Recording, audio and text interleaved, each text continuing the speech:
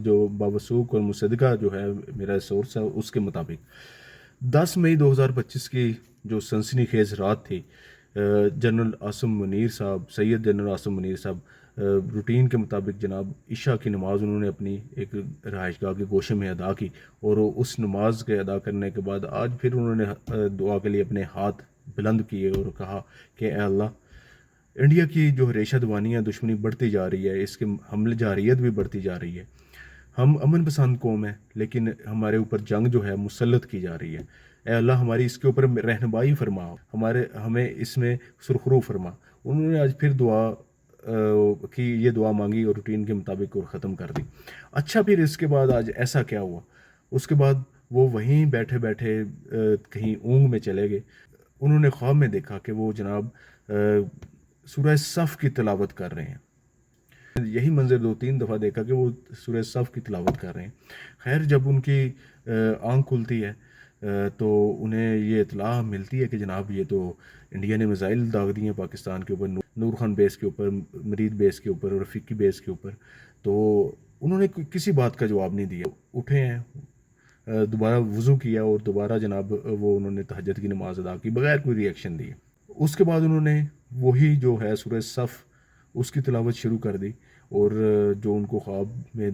دیکھا تھا انہوں نے، جس کا اشارہ ان کو ملا تھا، اس کی جب وہ کر رہے تھے تلاوت، جب وہ ان الفاظ تک پہنچے بنیانم مرصوص، تو یقین مانیں کہ وہ اس سے آگے نہیں بڑھ سکے۔ ایک دم جیسے ان کی نظریں ادھر ہی ٹھہر گئیں، وہ اس سے آگے جا ہی نہیں سکے، جیسے کسی نے روک دیا ان کو۔ لیکن بہرحال جو بھی تھا، انہوں نے وہ ساری جو آیات ہیں 2-3 دفعہ اسی آیات کو دوبارہ انہی آیات کو دہرایا، اور تلاوت جو ہے وہ بند کی، دعا ختم کی۔ تو یقین مانے جو ہے سورسز وہ بتاتے ہیں کہ ان کے جو چہرے کے تاثرات تھے وہ اس ٹائم ایسے ایک دم ان کے اوپر جو ہے نا اطمینان طاری ہو گیا، اور ایسا اطمینان کہ ان کے چہرے سے تاثرات سے لگ رہا تھا کہ شاید کوئی ایسا پیغام ان کو تک پہنچ چکا ہے جس کی وہ دعا کرتے آ رہے تھے کافی دن سے، وہ رہنمائی کے لیے دعا مانگ رہے تھے اللہ تعالیٰ سے، شاید کوئی ایسی رہنمائی پہنچ چکی ہے۔ ان کے جو تاثرات تھے اس سے لگ رہا تھا کہ وہ کوئی ایک بڑا فیصلہ، تاریخی فیصلہ کر چکے ہیں، جو انشاءاللہ آئندہ جو چند گھنٹے ہیں اس میں انڈیا پر قہر بن کے ٹوٹنے والا تھا، کوئی ایسا فیصلہ کر چکے ہیں۔ بہرحال انہوں نے ضروری ہدایات جو فوج کو دیں، اپنے جو سب آرڈینیٹ ہیں ان کو دی،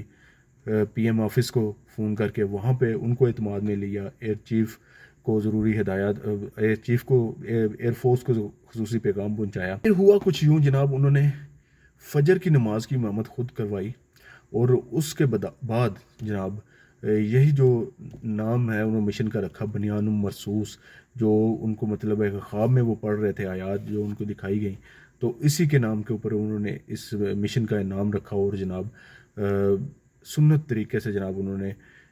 یہ جہاد کا، یہ مارکے کا جو ہے نا اعلان کر دیا، اور صحیح فجر کے بعد دعا کروانے کے بعد باقاعدہ جو ہے میزائل داغے گئے انڈیا کی طرف۔ ظاہری بات ہے ایک چیز سنتے رسول کے مطابق شروع کی جائے تو اس میں ناکامی کیسی، اور وہ جو دشمن آپ کو پتہ ہے پچھلے ایک ہفتے سے اس نے جینا محال کیا ہوا تھا، کبھی میزائل داغ رہا ہے، کبھی ڈرون بھیج کے جارحیت دکھا رہا ہے، وہ آئندہ تقریباً 2 گھنٹوں میں ہی جناب ڈھیر ہو گیا، گھٹنے ٹیک دیے اس نے اور سیز فائر کی بھیک مانگنے لگا۔ یہ میرے اللہ کا ہی کرم ہے۔ اب جو ہم جو مرضی کہہ لیں کہ جناب یہ آ گئے تھے، ہمارے پاس ٹیکنالوجی آ گئی تھی چائنا کی، یہ تھی، ٹھیک ہے، ساری چیزیں اسباب اللہ تعالیٰ نے بھی ہی ہمیں مہیا کیے تھے، لیکن اس کے باوجود جو فتح ہے وہ اللہ تعالیٰ کی طرف